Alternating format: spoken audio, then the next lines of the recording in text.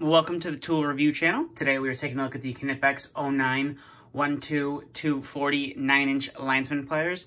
Now I personally would consider these the Cadillac version of all the different offerings that Knipex has for Linesman pliers, as these have almost all the features that you would need.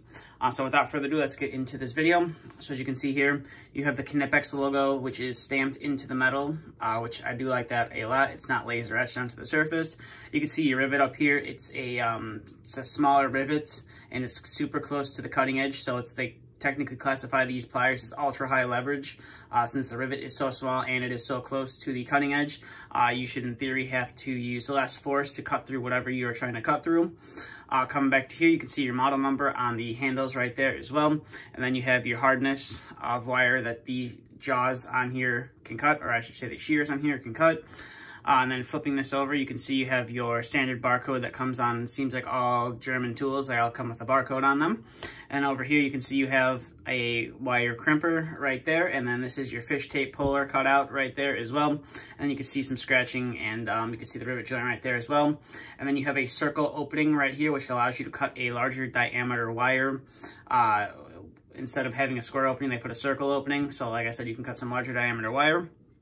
And then opening the jaws up here, you can see you have a nice cross-hatching pattern on the jaws, which is really nice. So if you have to really grip onto some wire and you're trying to pull it, or maybe you're trying to pull off some insulation, or whatever you need to do, you should be able to grip onto the that wire, no problem.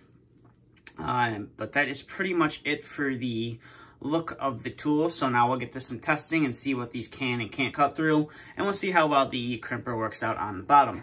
So first off, we're going to start off with some 14 gauge wire. Don't think these are really going to have a problem going through it, but you never know. So as you can see here, cuts through the 14 gauge, no problem. So now we'll move into a little bit of a larger gauge. So we'll move into some 12 gauge stranded wire. That 14 gauge was also stranded wire. So we'll get to cut in here and see if they can make it through there. And as you can see, cuts through the 12 gauge stranded wire, no problem. So we'll step it up a bit and bring in some 10 gauge stranded wire right here as well. And then as you can see, cuts through that like it's no problem. It actually cuts through it like it's butter. It's a really nice, real smooth cut. You barely have to use any force to do it. So now we'll bring in some 14-2 with ground Romex wire and see how well these cut through that. And as you can see, cuts through the Romex, or at least the 14 gauge Romex, no problem. So now we'll get that out of the way, and we'll bring in some 12-2 Romex right here. So 12-2 with the ground, so we'll see how well it can cut through this. Definitely have to use a little bit of force to do it, but as you can see, cuts through the Romex, no problem. Like I said, you do have to use a little bit of force to get it to cut through it, but it does it no problem. So we'll get that out of the way, and we'll move all of that debris out of the way. And then we'll bring in a screw. So we're going to start off with a 632 screw. Typical for what you would find with some electrical fittings. What would anchor them to the like the electrical box or whatever. So we'll see how well these can cut through that. Probably not something you'd want to use. You might want to use, you know, your wire strippers that have the cutters on them. But if you have a pair of Linemans, you want to see if they can cut through a screw. As you can see, had no problem cutting through the 632 screw right there. Obviously, you might want to clean that edge up just a little bit before you see if you can thread it into whatever you need to cut it in to thread it into. So as you can see there, no problem. There's absolutely no light showing through the jaws, as you can see right there. So now we'll step it up to an 8/32 or an 832 screw and see if we can cut through that with these as well. It's going to be a little bit tougher to do with one hand, but as you can see, cuts through that no problem. It definitely does take a little bit of force to get through the 832 screw, but it does it no problem.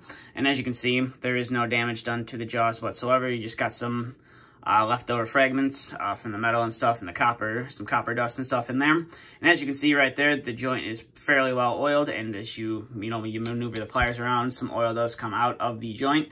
I also did just oil them as well, so that is why you're going to see some oil come out of the joint there as well. So now we'll test out these crimpers on the bottom and see how well those work out.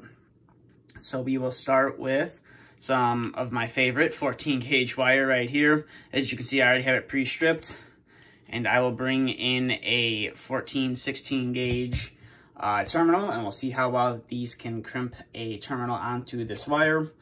Definitely, I'm not, as you've seen in my videos in the past, I'm not the biggest fan of tools that have like crimpers on them below the rivet joint, but they're starting to grow on me, and we'll see how well these work out, crimping one of these terminals. So as you can see right there, put the terminal in and squeeze down on it, and as you can see, puts a nice little indent on there, and as you can see, that terminal it's not moving. So it's definitely crimped on there fairly well. So that is a pretty nice crimper on those pliers right there. But why stop at 14 gauge when we have some 12 gauge we can bring in and test out next? So we'll bring in some 12 gauge. Like I said, already pre-stripped. We'll bring in a little bit of a larger terminal. Twist the wire a little bit so it fits into the spade terminal fairly well. And as you can see right there, it fits in fairly nice. And then we'll bring in we'll put it in the crimper and line up where we need to set our crimp. And we'll put a little force down on there. And as you can see, crimp the terminal. I did bend the spade a little bit on the terminal, but you can easily bend that back. But as you can see, the wire is not going to be going anywhere anytime soon. And unless you really pull on it hard, then you might possibly be able to pop it out, but I don't think you're really going to be able to pop it out right there. But like I said before, why stop at 12 gauge when we got 10 gauge stranded wire? So I'll bring that in right here, and we will put it in and see how well we can crimp some 10 gauge wire, some 10 gauge stranded wire, I should say. All the wire that we've crimped so far has been stranded wire. So we'll give it a nice, some pressure on that right there. And as you can see, don't think that that terminal is going to be going anywhere anytime soon. So the crimper does work fairly well with the few different strands of, or I should say the few different types of stranded wire that I have. But we'll bring in some solid wire right here, and we'll see how well that these can crimp a terminal onto solid wire. So this is 12 gauge solid wire. So we'll put on a little terminal right there, and we'll put it in and see how well that these crimpers work, going crimping onto a solid conductor or a solid wire. And as you can see, there's your little indentation, and that crimp isn't going to be going anywhere anytime soon. So that is definitely nice right there. And now we'll bring in an even smaller one and see if these can crimp it. We'll bring in some 14 gauge solid wire right here. A little bit of a smaller terminal. We'll put it on there, and we'll see how well that these can crimp onto there as well. And put a little pressure down. And as you can see there, moves a little bit. That's just the insulation itself moves a little bit on there, but it did crimp onto the wire. So the wire is not fairly moving. Probably not something you want to crimp with this small wire. You might want to use a dedicated crimper for 14 gauge, or if you're working with smaller gauge wire. But if you need it in a pinch, it'll definitely be able to do the trick for you. But overall, these are definitely a nice pair of Lineman pliers from Knipex. The one thing I really do wish that they would offer these pair of pliers in is in the 1000-volt rated VDE handles. As you've seen before, I do have a review of the standard version with the VDE handles. I'm not sure why they can't do a version with the crimper and the fish tape puller with the VDE handles. That's something I would like to see from them maybe in the future. That would be a nice addition to their plier lineup, and then that would really be like the highest end pair of pliers that you can get. But these are basically the highest end pair of pliers you can get right now, and they are amazing. As you saw, they have no problem cutting through what I put them through. And they're definitely a nice pair of pliers to have. They're a little bit on the pricier side compared to brands like Knipex, or not Knipex, like Wea and Klein. They're a little bit more expensive. These, depending on where you get them, run about $60, $65. I've seen them as high as $80. It just depends on where you are picking them up. But you can't go wrong with the quality that these do have to offer. These are definitely a nice pair of pliers, and I can highly recommend them to anyone who is looking for either a new pair of pliers or is just looking to upgrade some pliers in their bag. I would definitely highly recommend picking a set up these. I will leave a few links in the description if you want to pick yourself up a set. So check those links out, and that's all I have for this video. So thank you for watching, and if you're new to the channel, please feel free to hit the subscribe button.